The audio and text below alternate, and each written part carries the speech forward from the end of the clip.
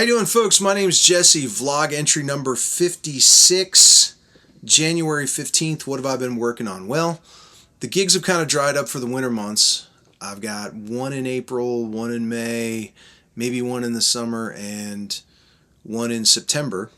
So in this time, I'm trying to work on like basically just coming up with cool stuff that'll challenge me. And I'm working on a tune right now, and I'm going to be making a ton of mistakes. But let me tell you about the tune. In 2013, my kids introduced me to a band called Pentatonics, a 5-person a cappella band that would sing pop hits of the time or classics, and they would do it in a really interesting way that allowed them to do them a cappella. Loved their music.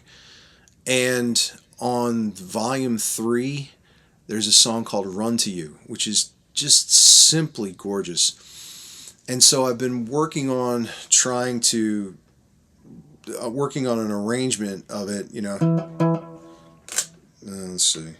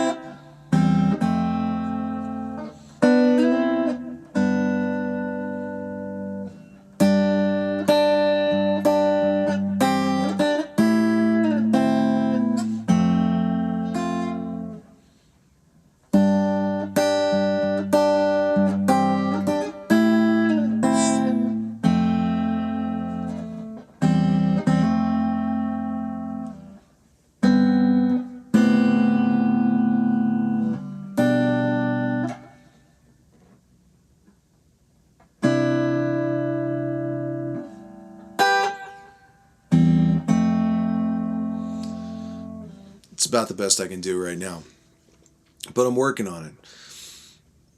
And what am I working on it with? Well, I'm working on it with my JBG Supertone JZ. Now, this guitar has a story, and it goes back to 1996. So in 1996, I've just discovered America Online, and that included all the message boards that went with it, running it on the Apple IIe, I think we were using at the time. And for today's generation that has the world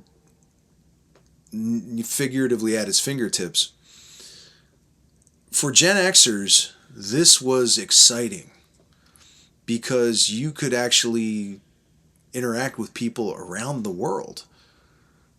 Email was still exciting.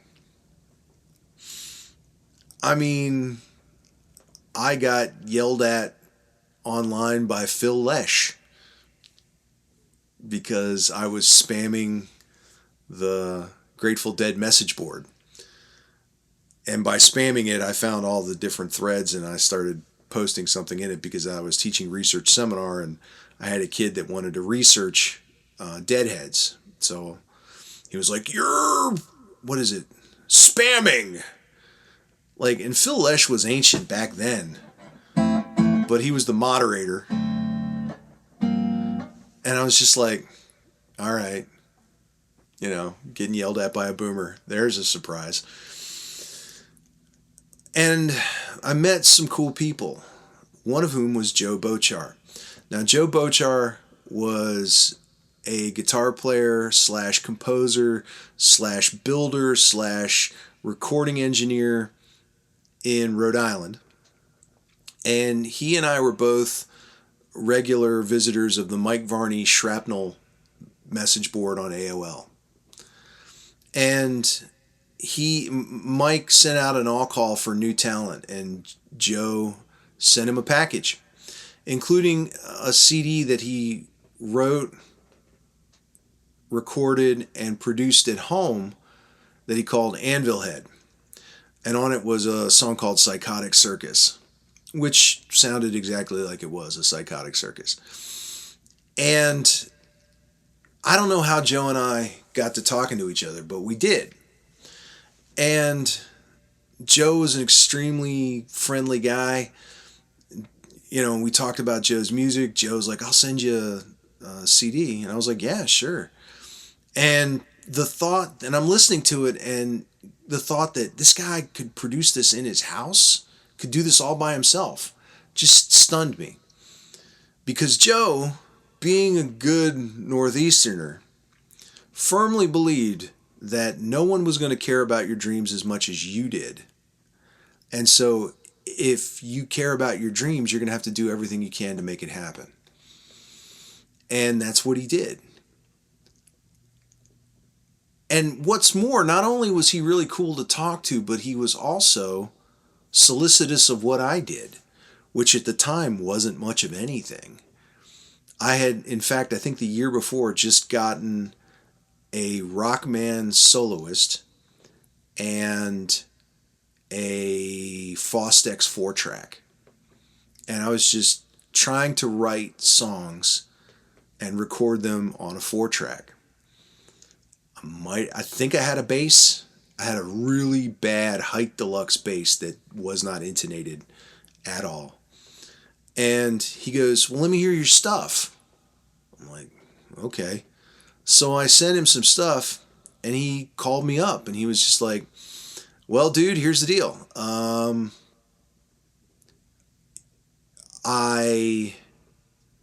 The songs are interesting, but we're going to have to work on production. So you need to go out and get a drum machine. And I'm like, I don't know anything about a drum machine. He goes, go get a used Alesis HR-16, and I'll talk you through it. And so I did. And he did. He sat me down and talked me through how to program it. He must have spent an hour to an hour and a half on the phone with me, explaining to me how to do this.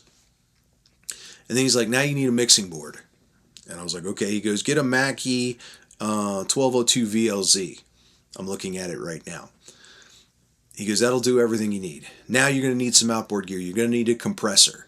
You're going to need a digital reverb, a digital delay. You know, and he talked me through it. I'll see if I can find a clip of like one of the songs that I wrote and recorded thanks to Joe and all of the tutelage that he gave me. I never would have been able to do it without him. I got to meet him once. My ex and I were going up to Massachusetts to see Gary Cherone in Jesus Christ Superstar. And so we went with him and he and his girlfriend went with us. And then at some point he moved out to Los Angeles, where he recorded his second album, Orange, which was light years in terms of production above Anvil Head. Then he did an album called Raw Sausage Finger, which I think was a bunch of remixes of a song. And then he did one called X. Now, at some point, he decided that he wasn't going to pursue music anymore. He was going to start building instruments. I'm not sure the whens and the whys.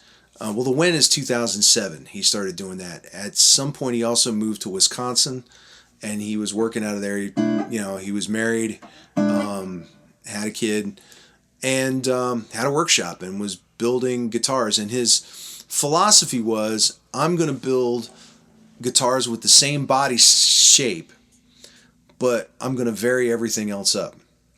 And so the body shape is called a Supertone. 25.5-inch scale, Cadillacs fingerboard, maple neck, mahogany neck sometimes mahogany body, sometimes poplar. He's done variations. He's done Dane Electro style constructions of them. He's done, I'll share a link. He did an interview with a guy named Andrew Fludd last year, the year before, something like that, where he talked about something that was sort of like a Supertone version of a Telecaster. And he did custom work too. And so I finally got to a point in my life where I could afford one of Joe's guitars. And he had just started working on this one. And this green is patterned after a Ford truck paint color from the 60s. I forget, sage green or something like that. And I fell in love with it. I was like, yeah, I want to go with this. So he built it for me. 3 Arcane humbucker size P90s, 5-way position switch, set screw construction. His neck joint is patented. It's sort of a mortise and tenon joint that eliminates neck slippage. It does not go anywhere at all. This body is made out of poplar. And let's talk about Joe's thinking for a minute. Because here's what Joe did. Joe said, all right, well, we're going to have 3 single coil pickups, so we're going to go with the 5-way switch.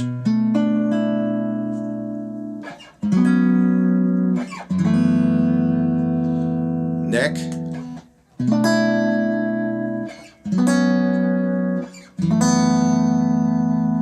Neck in middle. Now I'm going to skip 3 and go to the 4.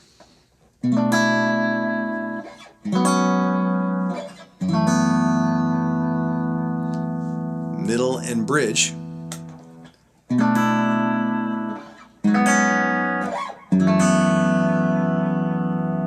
just the bridge. Now in the 3 position, here's one of the he said, you know, like with the 5-way switch you can get 5 options, but there are 7 options available to you. How can I get those options? And so he came up with this design. In the 3 position, in the middle position, where if this were a Strat and you had just this, he put a 3-way switch in. In the front, you get the neck and the bridge.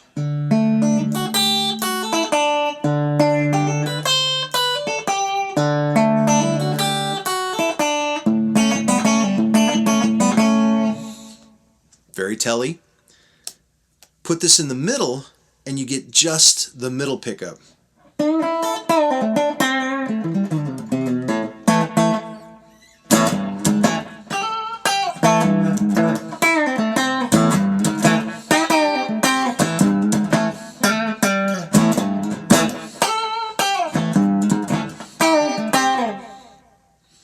In the back position, all 3 pickups on.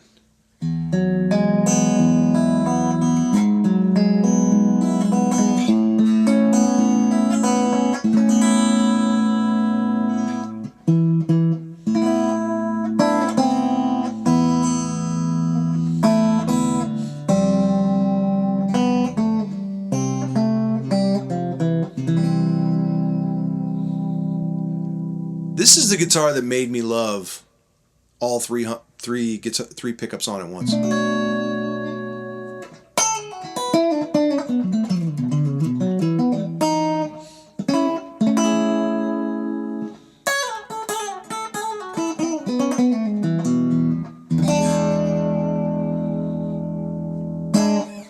The glassiest of glass. And that's Joe. He only knows one way to do anything, and that's the right way. And it's going to be his way, and it's going to be a different way. It's going to be really unique. This guitar runs about 7.5 pounds, so not super heavy,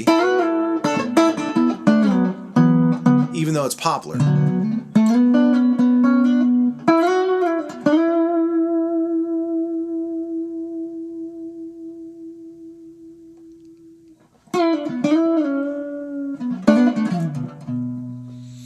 I've gigged with this guitar.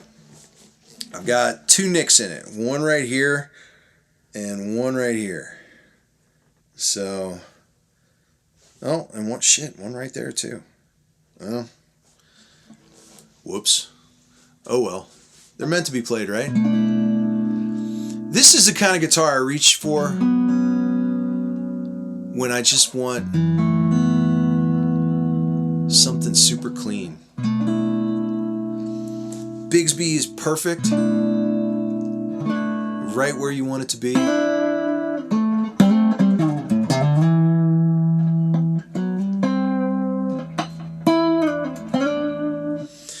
The neck has great access. I think part of it kind of reminds me of like the Ernie, the PV Wolfgang, in that the neck sits back a little farther, you know, which makes, you know, access to the highest frets super easy.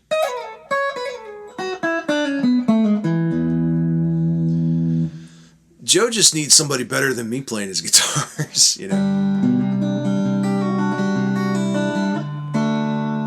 It's tough out there for a small-time builder.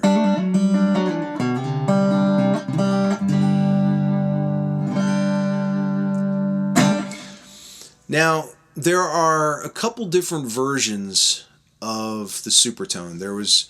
He refers to it as the Gen 1, and those Supertones will be easy to spot because the pickup selector switch will be right here along with the volume and tone.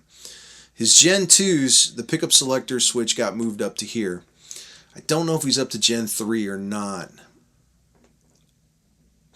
I do know that he has some bodies and necks from Gen 1s that never quite made it to finished production that he's planning on finishing up and releasing soon.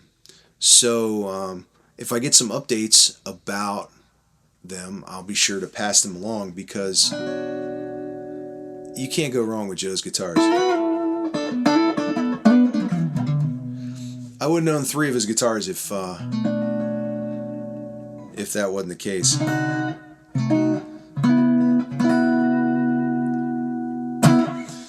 Let me know who your favorite small-time builder is.